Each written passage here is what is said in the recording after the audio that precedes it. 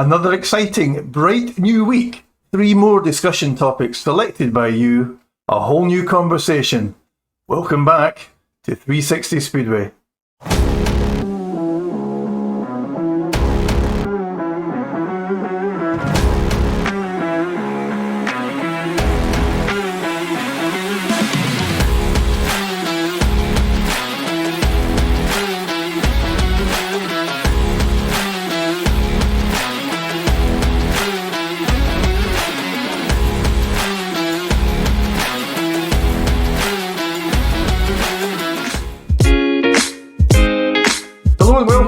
To 360 HQ, we have all 360'd our way through another whole week. Time for a fresh new episode. Let's do exactly that.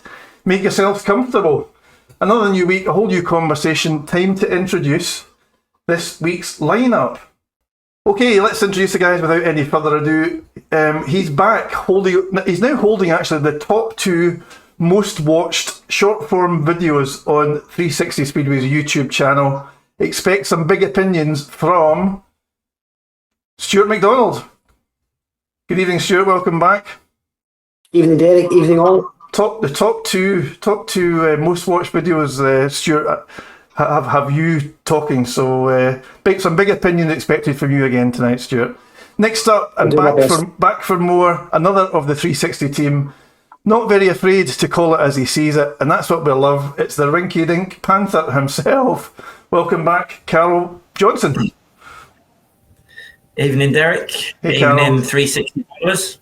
And completing this week's lineup, stepping back into the breach, a man of many clubs and a master of all of them. Welcome back. It's Stuart Robson. Good evening, everybody. Collectively, this week's Handlebar Heroes.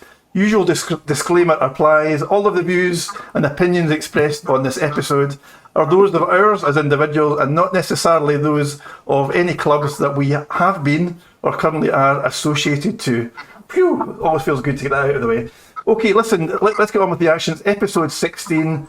That means that 360 Speedway has been operating now for 4 whole months, 16 whole weeks. Thank you very much for supporting the journey and thank you for supporting what we do. A special landmark deserves a special episode, and that's exactly what we have in store for you today. Just remember, this is episode 1 of 4 parts to each episode. So if you're watching this particular segment on YouTube, this is only part 1 of 4. Please go and search out the other 3 parts. Okay, we brought back this week our interview feature. It's something that we like to do. It's something that we know that you receive and respond to and like to watch. So, fitting to the 16th episode occasion, we have a superstar of the sport standing by, or more accurately perhaps sitting by, ready to speak to us. And this man featured recently when we did a focus on our Speedway heroes, and Carol Johnson and Stuart McDonald identified this man, along with many of you on our social media channels, as being your particular hero of Speedway. In a long and hugely distinguished career, he won 22, listen to this, 22 World Championships. That's 4 individual, 11 World Team Cups, and 7 World Pairs gold medals, amongst a lengthy and super impressive number of other individual titles, including, randomly, 3 British League titles, 6 Danish National Championship titles, and 9 times Nordic champion. And I could go on, believe me. Incidentally, if I was to add silver and bronze medals to those World Championship medals, the 22, the tally would rise to an absolutely incredible 43 World Championship gold, silvers and bronzes. Many supporters around the globe consider this man the GOAT, the greatest of all time, and I'm certainly not going to argue with that. It is now on 360 Speedway an absolute honour to welcome Mr. Hans Nielsen. Good evening, Hans. Good evening, Derek, and all the guys. Yeah, nice to be here. Hans, that was quite the introduction, but do you know, listen, Hans, with your pedigree, with your history, with your track record, I couldn't do a very modest introduction. I had to call out some of those numbers, Hans, which are absolutely remarkable. Do you mind, Hans? You will have done many interviews over the years, perhaps not with 4 people at the same time. However, do you still at all pinch yourself, Hans, when you hear other people reflect on some of those achievements? Yeah, I love listening to you. You know, it was nice, long speech you had there. Thank you. Yeah, it's obviously an honor to obviously having being reminded also on the success and stuff and the fun I've had during the years, and obviously met a lot of great guys and amongst you guys as well. So it's nice being here with you. Hans, when I meet people in life, in interviews or in life, I often say and comment on how well people look. And in your case, Hans, that's absolutely the case. You clearly look after yourself. I happen to know how old you are because I've been doing some googling around you, Hans. But I wanted to ask: is your good health and is that in any way attributable to many rounds of golf, Hans? Because I know you're quite partial to golf.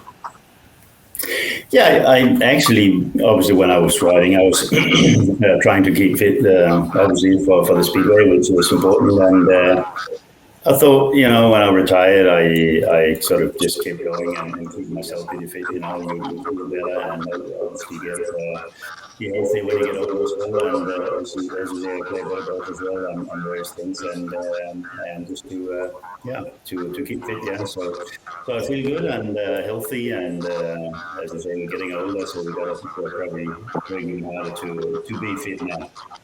Thank you.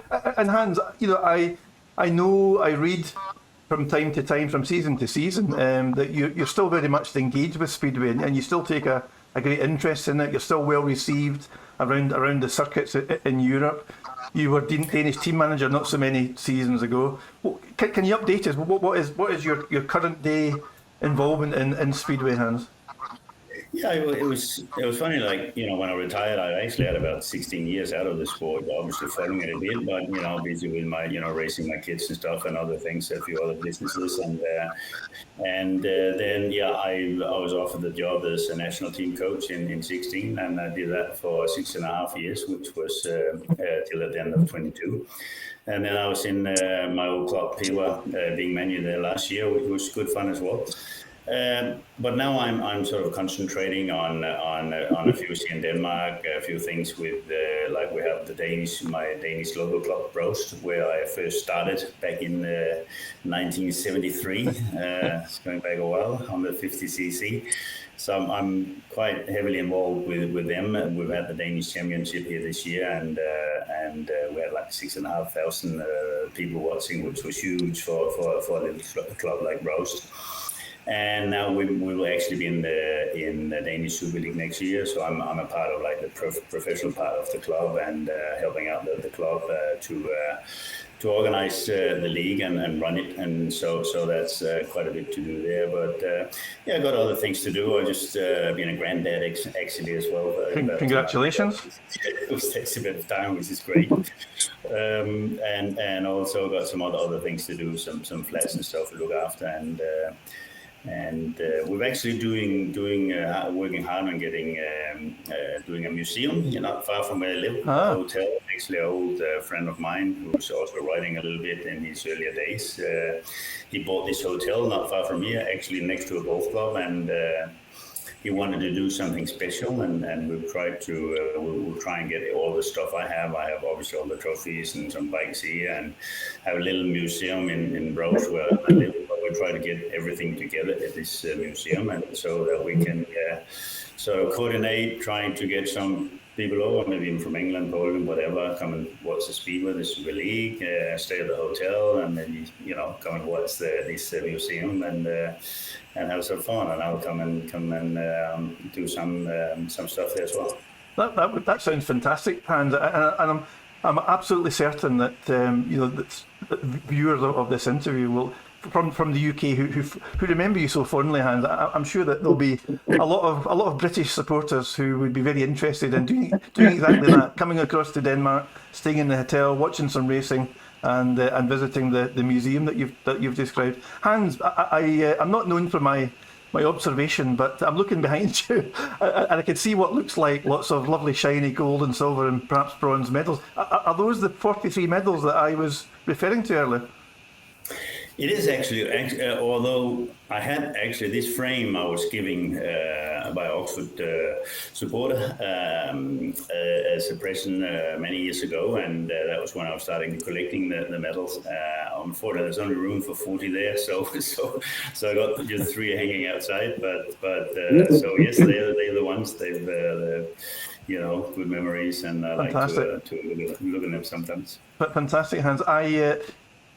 Some transparency. I messaged Hans before this interview, and in the past, Hans, I think maybe last year, I'd seen a video on social media where you provided a tour of what appeared to be your trophy room.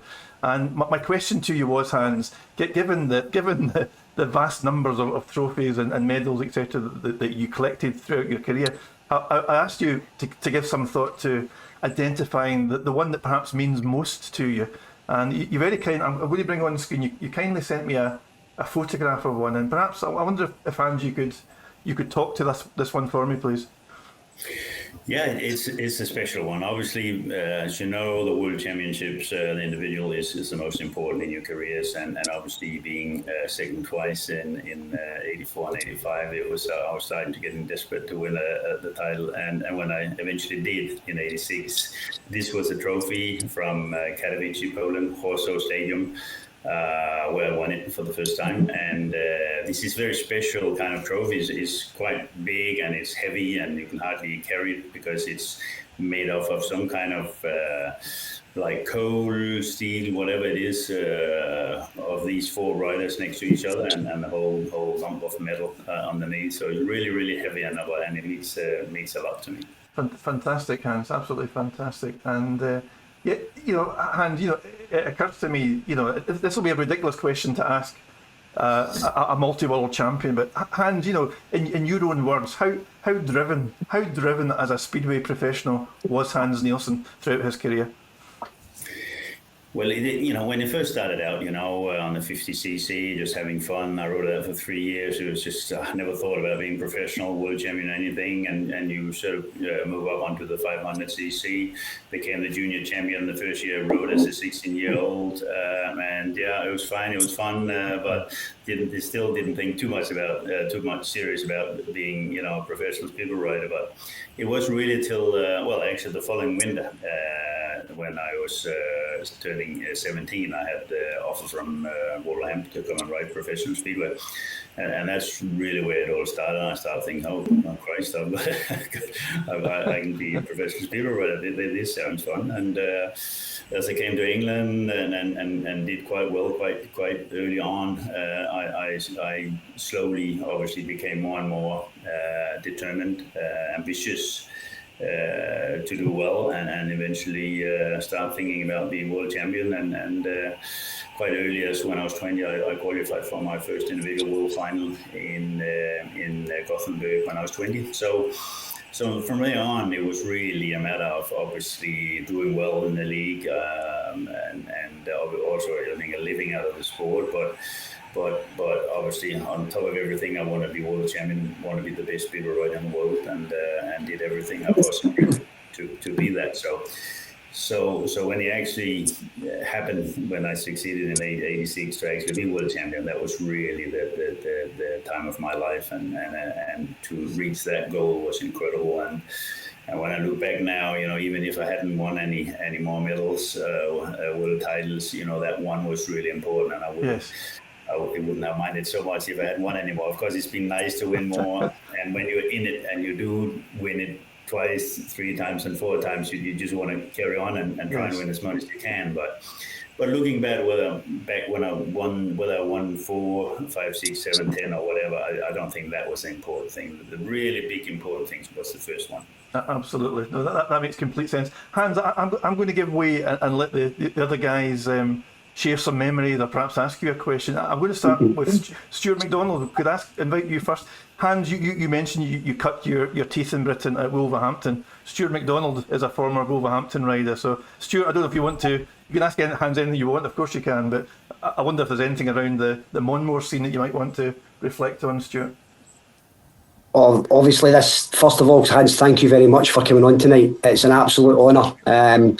the guys have obviously mentioned it to me. You know, growing up Speedway, watching it, you were my hero. It was just an unbelievable experience watching you and learning everything from you. So obviously the Wolverhampton connection. I remember a few stories that we heard when I was there actually racing about. I think was it Dave Parry that was sort of behind part of you coming over, was it? Yeah, he was. He was really a lot of help for me at the time. I was only 17, coming to Wolverhampton, and obviously I needed somebody to take me to the meetings, and quite often I went with him. Also, Finn Thompson, my Danish teammate there, was riding for Wolverhampton, so he was also a big part of me getting around. But David was really not just a manager. He was well, I would say a personal friend, and he tried to help me in every way, and did a great job at it. And he made me really feel comfortable at Wolverhampton. He was massive when I was there, Hans, in '96. I mean, his sponsorship and his backing for the riders, the accommodation he supplied, everything. And one thing you never did with Dave Parry was put your hand in your pocket. He always looked after you.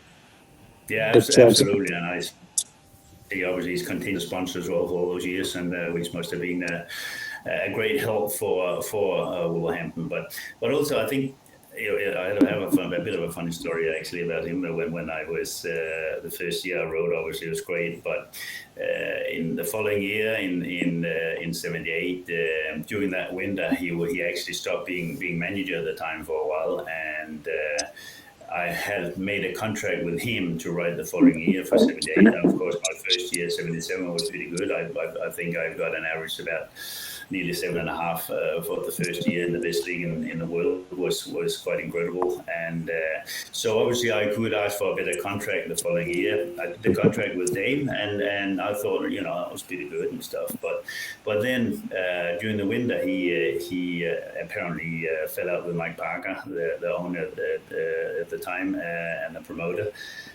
So he told me, well, Hans, this contract we made, you know, that's not bloody good enough for you. You should get a better one. So we'll rip this one apart and go and do another one with Mike and ask it a lot more. So I did. So that was another great help from that day. Well, I first had the honour of meeting you, Hans, when you came to Glasgow in 1988 to do some exhibition races. Do you remember? Yeah, sure. My father actually sponsored one of the races so that we could all meet you. All right, great. Alan McDonald, and it was an honour obviously doing that. I mean, I had so many questions I wanted to ask you tonight, but obviously I'm conscious that the guys are here. But one of the other questions I want to ask you is, I remember looking at the Speedway Star, and am I right in saying that you actually bought your wife a Rolls Royce for a hole-in-one at golf? Yeah, it was funny. When I first started playing, it was back in. I started in Australia because I was over there a few times during the winter, and there wasn't much to do. We only did one meeting a week, sort of thing. So we were. Some of us was out, pulled out playing a bit of golf from the promoter and with the promoter, and that was pretty good fun. So when I got back to England, I found the closest club and started playing. And but Suzanne, my girlfriend at the time, was really bothered, but in the end, after about 6 months or so, she did come out, and thought, she'll give it a go. And I actually still loved it in the end. And she was pretty good, actually. And I said, just to, some fun, if you do get a hole-in-one, just to, get her going as well, I'll buy you a Rolls Royce. And a couple of years later, she did. So she did get a hole-in-one. So I had to buy a Rolls Royce. It wasn't a brand new one, I must say. It was not that expensive. It was pretty good fun, but it was actually, you know how difficult it's been to get Speedway on the news, right.